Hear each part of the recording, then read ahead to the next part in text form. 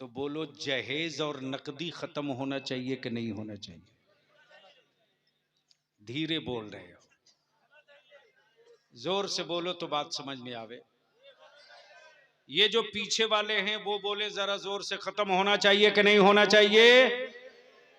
Stage वालों की क्या राय है? अरे हजरत, इसी उत्तर दिनाजपुर में एक मौलाना का केस आया मेरे पास।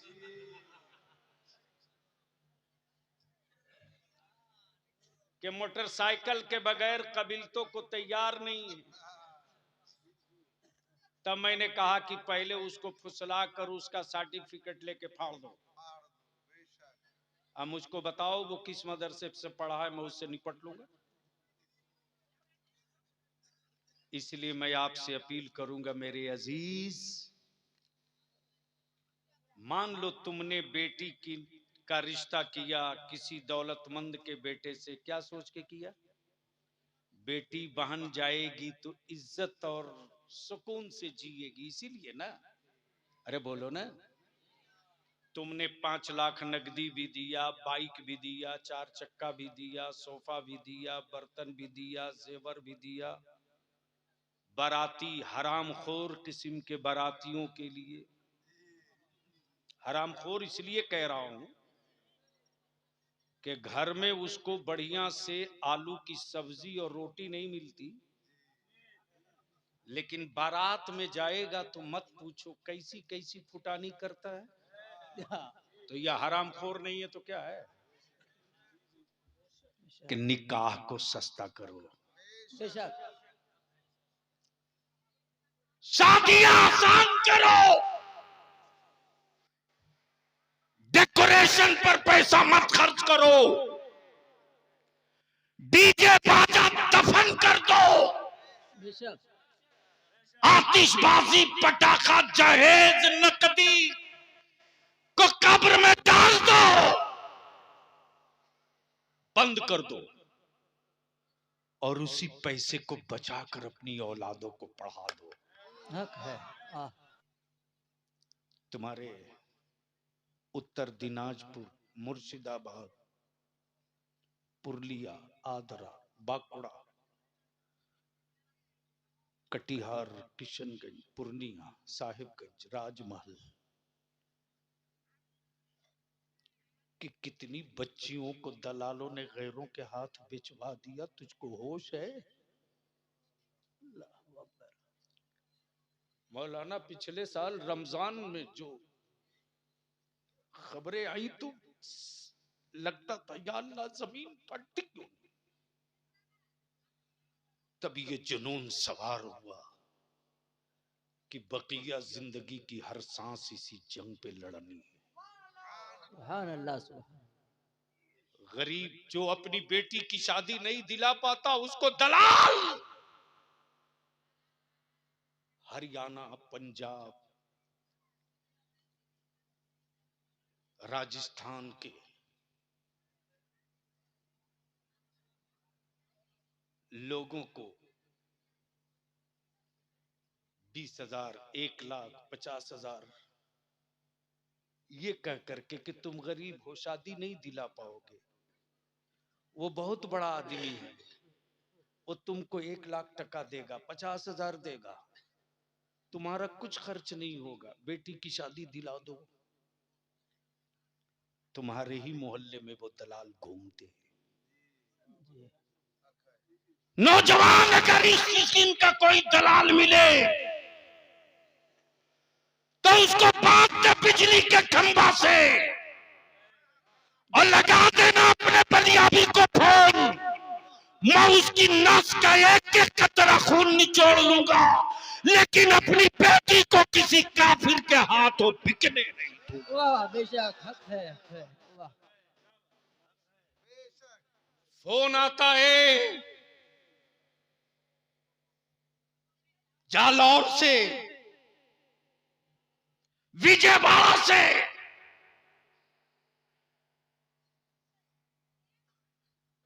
राजस्थान के सुदूर और सरहदी इलाकों से रे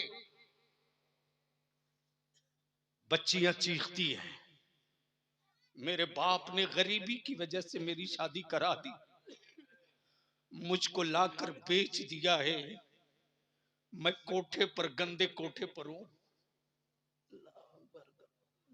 तुमने अपना बेटा बेचना शुरू किया,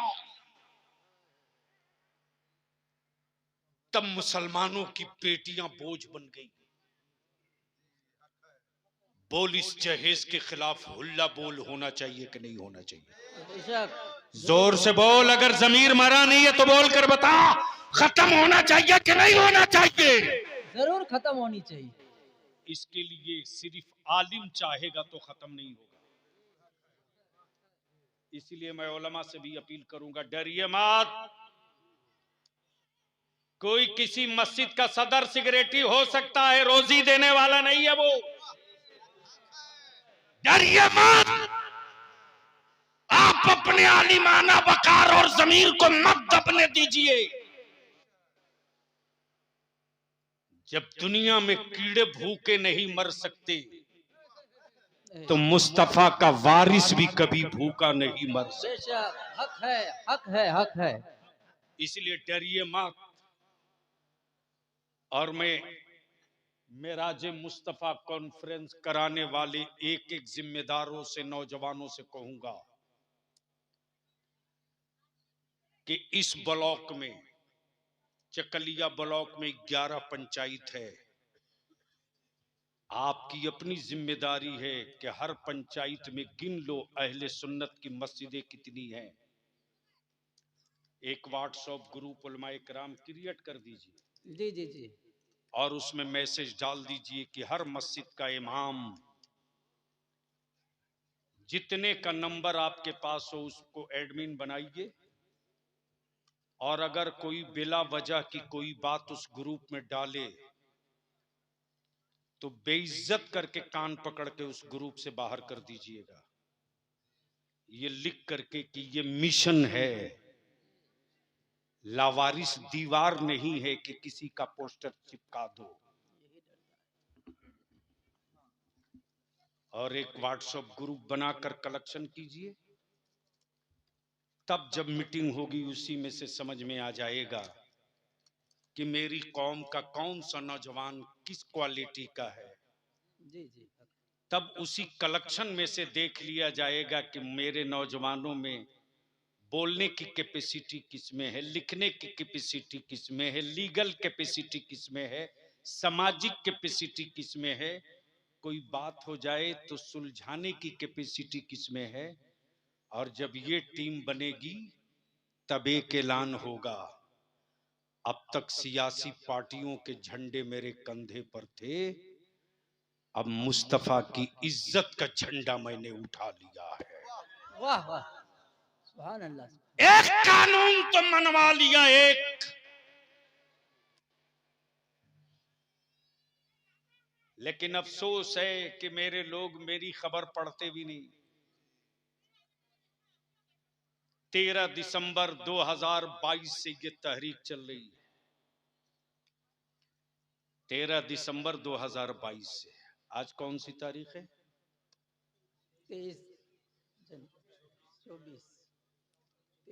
24 जनवरी 2024। बिहार, बंगाल, झारखंड, उड़ीसा,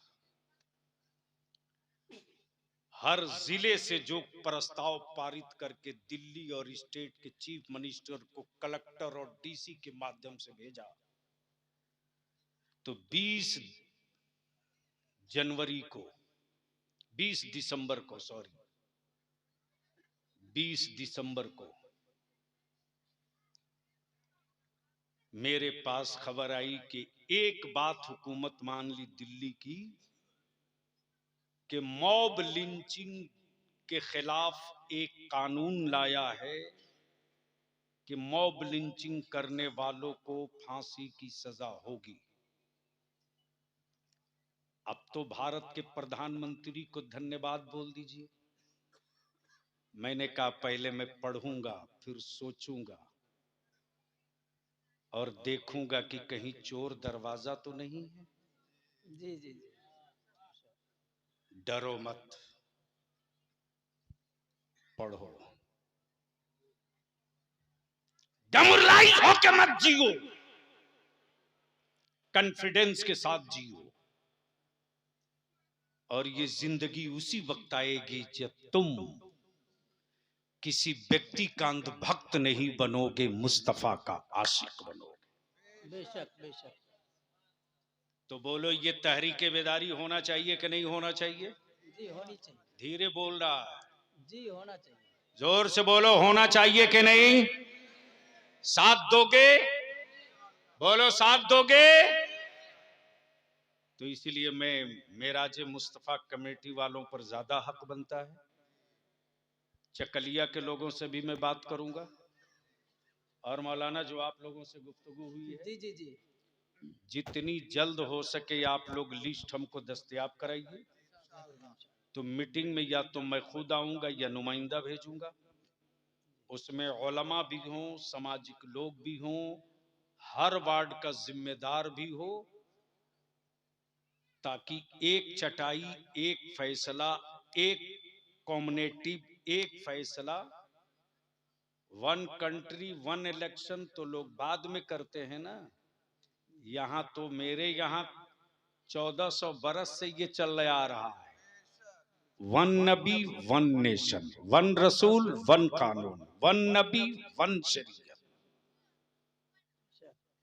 तो इसलिए इन सारे मौजूआत पर, इस पर आप गौर फरमाएंगे। बस आखिरी बात पूछ लूं कि अगर दिल में गंदगी नहीं तो बोलो, जहेज और नकदी खत्म होना चाहिए कि नहीं होना चाहिए? धीरे बोल रहे हो, जोर से बोलो तो बात समझ में आवे। ये जो पीछे वाले हैं वो बोले जरा जोर से, खत्म होना चाहिए कि नहीं होना चाहिए? स्टेज वालों की क्या राय है? जी जी एकदम। अरे हजरत, इसी उत्तर दिनाजपुर में एक मौलाना का केस आया मेरे पास।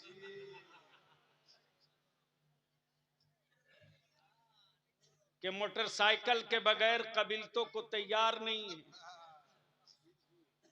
तब मैंने कहा कि पहले उसको फुसला कर उसका सर्टिफिकेट लेके फाड़ दो।